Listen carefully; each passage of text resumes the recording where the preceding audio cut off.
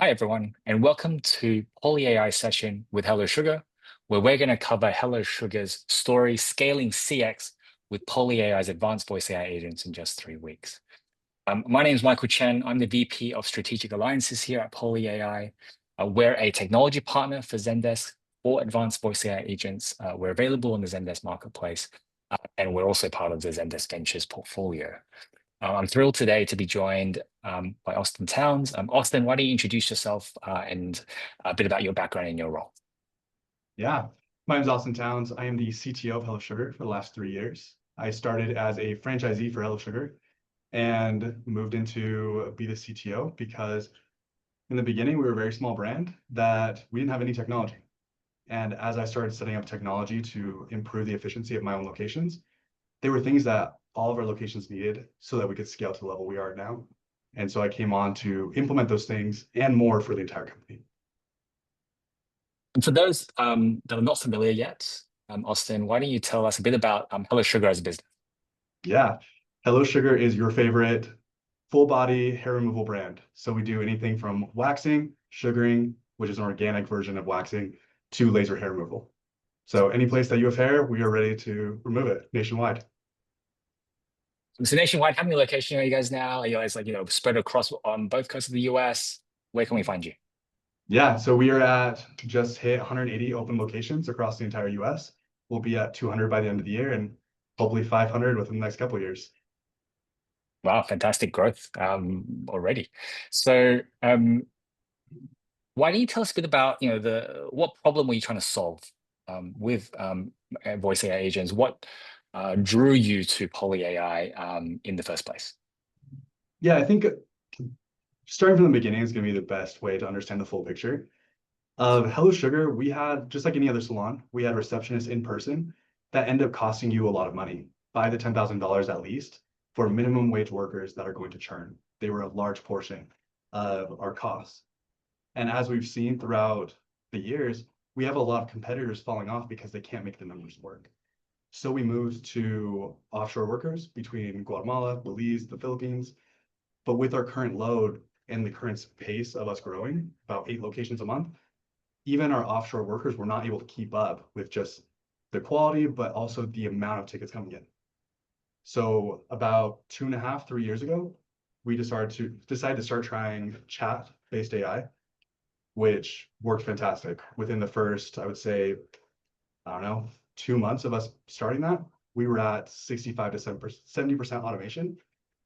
But then that left a glaring gap of in February, we had 30,000 people calling in. But because we didn't have that many voice agents, only 10,000 of them were getting responses or getting answered. The rest were being redirected through text. And these are the most important questions, like they're timely.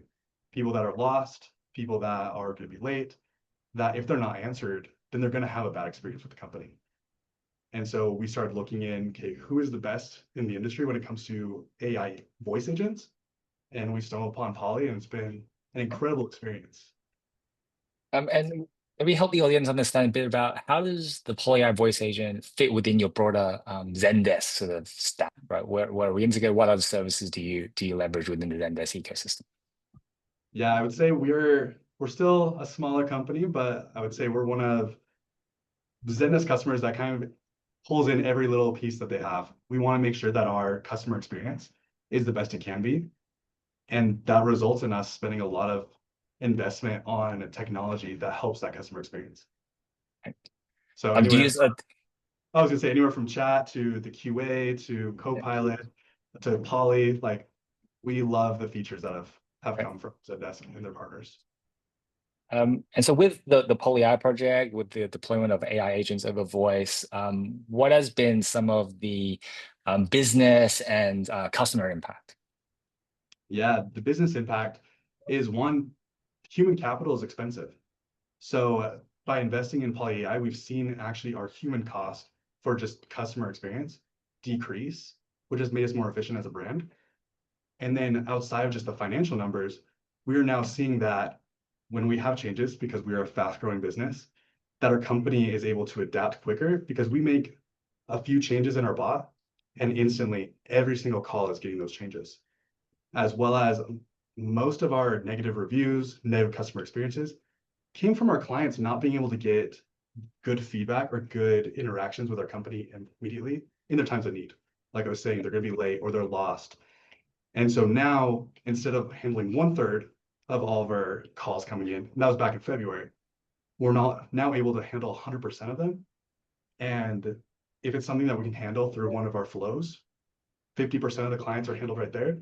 And the other 50%, they're able to actually interact with a live agent, which has resulted in better experiences for them, better reviews. They are happier and kinder to our estheticians when they come in because they're Yeah. not frustrated, and then has led to a longer or a higher lifetime value of the client. One of the things that we always like to highlight at Poly has been we think with AI voice agents, if they are conversational enough, natural enough, you start to actually like collect the true voice of the customer, right? Because you are sort of the AI agent is transcribing, we're analyzing through the LLMs like the content of the conversation. What's the sort of have you got any reflections on the data that you're getting now from the AI agents? Yeah, so one of my favorite things is we had no idea. Like we knew we had 30,000 calls, we were answering 10,000 of them, but it was very hard to decipher what the call, like how many calls were due to what intent. And so my favorite thing about PolyAI is being able to see, okay, we're getting 50% of our calls are bookings. And of those 50%, 90% of those calls are new clients trying to book an appointment. And if any of you have been a customer, you know when you call someone and they don't answer or you can't get a hold of them, you're like, okay, I'm going to call someone that will answer me, that values my business. So now we know that 90% of these clients trying to come in and book, they're now having a better experience and they're able to book an appointment with us within 3 minutes and actually experience our brand voice. Yeah. And so it has led to more bookings of new clients coming in, which has been fantastic.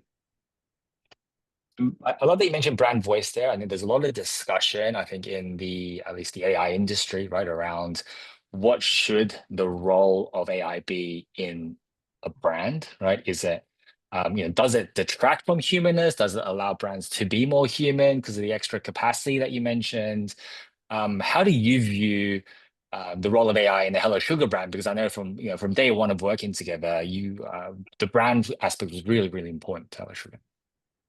Yeah, part of my favorite part about rolling out Poly was being able to customize the voice and the interactions that I had with the client. And we see this as a way to increase how human we can be with the business or with our customers. Because now the things that are maybe they're just lost and they need simple instructions, or maybe it's like these things that happen all the time, they're now able to get answers immediately. But then the people that really have complex issues, instead of redirecting them through text and taking who knows how much time to get a real person, they now can get a real person after just talking to the bot for a few minutes, which has increased our agents' time and capacity to be able to give them an empathetic experience. Yeah. And maybe to end on, what advice would you have for other CX leaders who are thinking about AI in the context of their brand? Yeah, I would look into how much you're spending now. Look at the experience you're having and your capacity. And I would look at the world is moving towards AI. There's going to be a lot of things that you're doing on a daily basis that are just repeatable, that your staff doesn't love just answering the same questions every single day. And so look at how many of those questions can be answered that way and how much happier as or your receptionist or your customer service team will be answering more complex issues, and take that jump.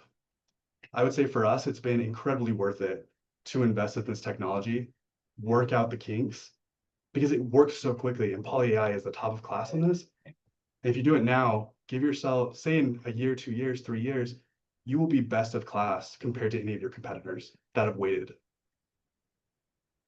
Well, thank you so much, Austin, for joining me on this conversation today. And I guess, yeah, we'll end it there. I know our time's been short, but I really appreciate your time and your contributions here. Thanks, Austin. Thank you.